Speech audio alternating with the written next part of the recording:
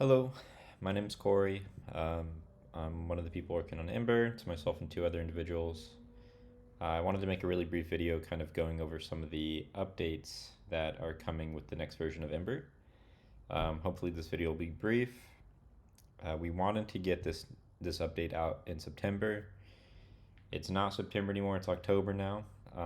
But we're working really hard to get it out as soon as possible while also not sacrificing any quality. So really taking our time with it. Apologize it's taken so long. But yeah, let's kind of go over some of the updates. The most obvious is that the UI has changed kind of significantly. We have a different menu over here with all of our project settings. We have some undo, redo buttons. You'll notice there's no more drop downs. I don't think there's any drop downs anywhere other than this thing. We used to have drop downs for edit shape and stuff. Now you'll see that all the editing shape buttons are actually on a floating toolbar. So you can use the floating toolbar to edit your shape any way you want. You'll see reshape, cut holes, start and end, edit angle, and then lock and unlock. Pretty cool stuff. We just wanted to change less button clicks and stuff and try different approaches with the UI.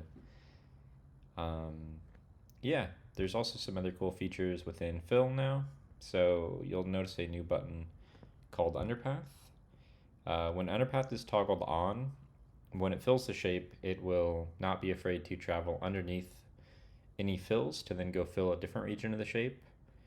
With it off, you'll see when I apply here that there's no lines that run underneath the actual fill. So any of the runs stay on the edge of the fill, which could be really nice for doing things like shadows, where you really want a super sparse fill and you don't want to see any of that running stitch in the back. You could do something like this, which is super cool because with the underpath on, you'll get this line running down the center or something, and you probably don't want to see that underneath a fill that's supposed to look like a shadow. So yeah, that's a really cool thing that we did. We also have a new spline, so a new line tool, really. The line tool, it's hard to say until you use it, but it feels and behaves a lot more naturally than the current implementation. So the current version of Ember has a line tool that is really prone to being lumpy, and it's really hard to go from like a curve to a sharp angle like that. With this new spline, I think you'll find it really natural to outline images and to create sharp corners and kind of just natural feeling curves without all that lumpy annoyingness. Super excited for people to try that. Another thing we also implemented was different satin corners. So satin corners are handled differently now. Before, corners would kind of have a sparse gap here as we started to go into a corner. Now they fill in. We'll also have different options for editing how an angle behaves. Another cool thing is actually start and end points for satin. So you can tell it to start and end however you want. This is really convenient for lining up your shapes to start close to each other or other reasons. We can actually visualize this with the new stitch player. So you can actually play this out, speed it up, toggle realistic on or off while it's happening. You'll see it started over here. It's going to run up here, and then it's going to end back here. Pretty cool to visualize it with the stitch player. This is all scrubbable, which is super awesome. What else? Let me think. We also have this cool thing where you can, let's go ahead and fill these, and let's make two of them a different color. That's not really pink or whatever. Okay. We have this colors tab. So all the colors get grouped up together now. In the shapes tab, they're all going to be sequential. In the colors tab, you'll see your sequential colors all grouped together. Makes it really easy to visualize all of your start and stops between all the different colors. And then you can drag them around to actually group them up. Like if this one was up here, and it looks like this, and we drag this down here, it'll group the yellows. So same thing if we do this, and we go back here, let's put this one up here, and then we'll drag this one up here.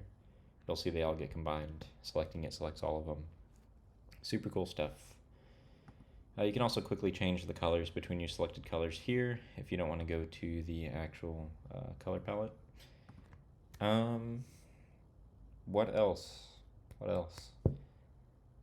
We have new settings for the actual shapes. So you have a properties tab that you can float around now.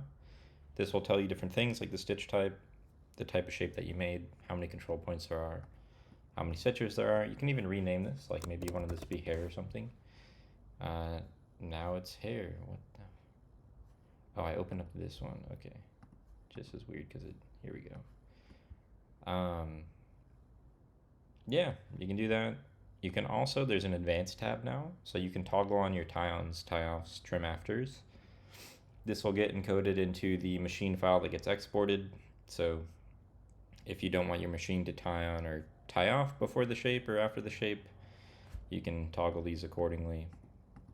You can also toggle a speed differentiator. Now, not all machines are going to support even all of these options, but if your machine does support any of these, you can change these options here in the properties menu, and also rename your shapes if that's convenient and you like to be organized.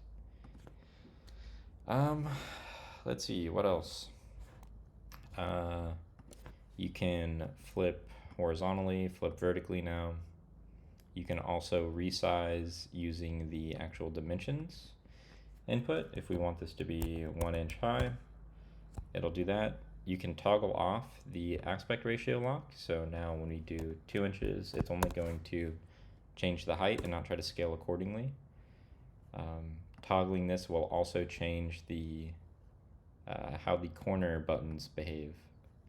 So with it off, you can kind of get crazy with it. You can do whatever you want. With it on, you'll see that it maintains the same aspect ratio. Yeah, and all these things are completely undoable and redoable. I don't think we had redo, or I don't think we do have redo in the current version.